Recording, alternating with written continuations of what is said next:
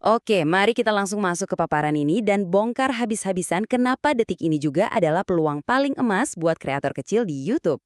Pasti banyak dari kita ngerasa, wah udah telat nih, YouTube udah dikuasai raksasa dengan tim produksi sekelas Hollywood. Tapi tenang dulu, data dan fakta yang bakal kita bahas hari ini justru ngomong sebaliknya.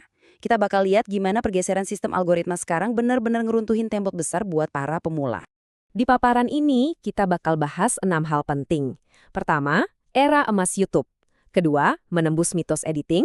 Ketiga, strategi konten tanpa ribet. Keempat, kuantitas menuju kualitas. Kelima, cuan lewat produk digital. Dan terakhir, investasi skill jangka panjang. Kita masuk ke bagian pertama, era emas YouTube.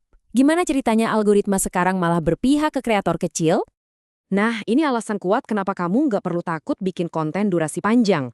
Coba bayangin deh, secara fisik, pas ada yang nonton video vertikal atau format pendek, jempol mereka itu udah siap-siap buat nge-swipe, ngelewatin kamu dalam hitungan milidetik aja.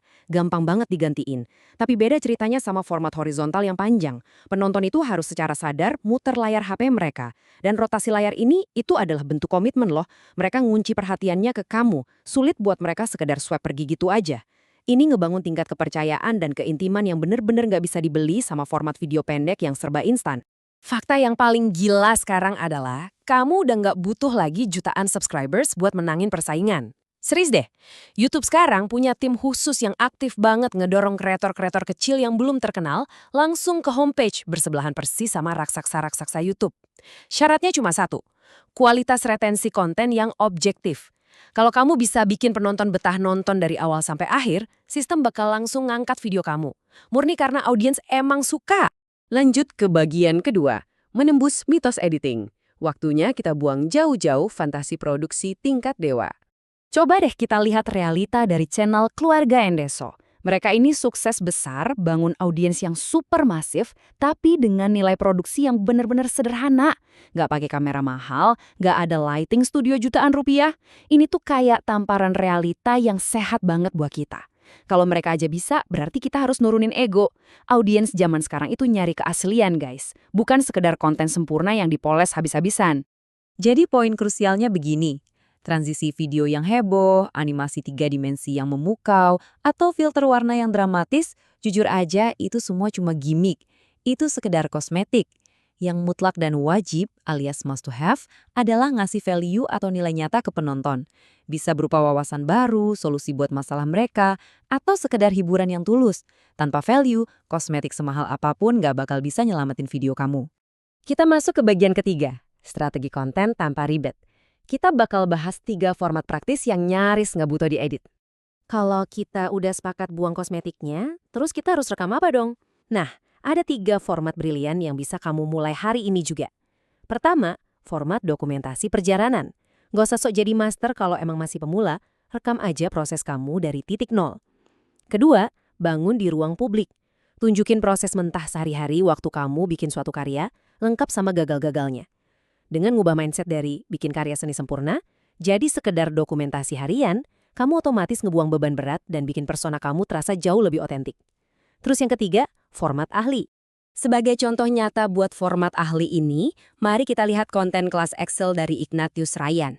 Ini bukti konkret kalau kamu sama sekali nggak perlu jadi kreator heboh yang kameranya ganti angle tiap 3 detik cuma buat dapet jutaan views. Kalau kamu emang ngajarin skill yang benar-benar dibutuhin, kayak jago Excel ini, fokus murni aja di kompetensi. Nggak perlu potongan kilat, nggak perlu animasi ribet. Cukup pakai papan tulis dan spidol atau sesederhananya screen sharing layar laptop kamu.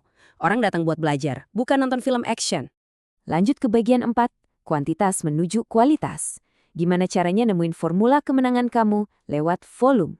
Dengerin baik-baik, target konkret pertama kamu itu bukan bikin satu video viral, tapi bikin 100 video. Yap, 100. Di fase ini, kamu wajib banget mengabaikan perfeksionisme dan biasain aja tangan kamu buat mencet tombol publish. Anggap aja kamu lagi ngelatih otot kreativitas dan konsistensi. Terus kenapa harus nunggu sampai angka 100? Karena begitu kamu tembus angka itu, prinsip Pareto bakal mulai main. Kamu bisa mulai bedah data kamu.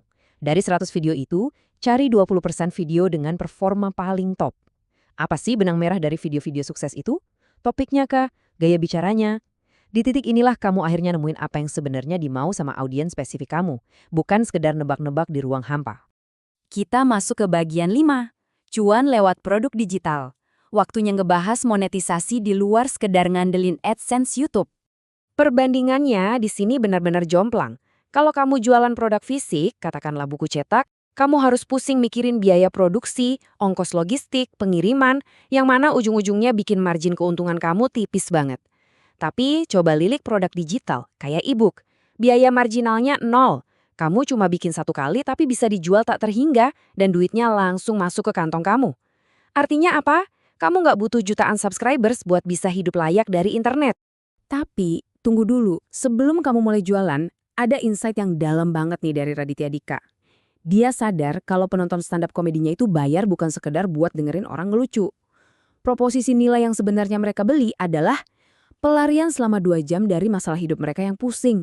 Konsep ini gila banget kan? Jadi kamu juga harus nentuin apa nilai mendalam yang penonton dapat saat mereka ngeluarin uang buat produk digital kamu. Masalah apa yang kamu beresin buat mereka? Buat ngebuktiin seberapa dahsyatnya mainan produk digital ini, sumber kita nyebutin satu kisah nyata yang luar biasa. Cuma dari jualan e-book sederhana seharga Rp119.000 aja, ingat ya, tanpa biaya cetak, tanpa pusing mikir ongkir, itu bisa ngasilin Rp240 juta cuma dalam waktu 3 hari. Bayangin, itulah skala eksponensial yang ditawarin sama era digital kalau kamu tahu persis cara mainnya. Dan akhirnya, bagian 6, investasi skill jangka panjang. Kenapa semua ini tetap super penting, bahkan kalaupun channel kamu nantinya gagal? Gini deh, skenario terburuknya, anggaplah kamu nggak dapat sepeser pun secara langsung dari video-video kamu. Tetap aja kamu untung besar. Karena dengan memproduksi konten, kamu secara nggak sadar lagi ngasah skill-skill bisnis modern. Kamu belajar meramu ide, nulis naskah yang persuasif, ngelakuin produksi, sampai belajar baca analitik buat mecahin masalah kenapa penonton kabur.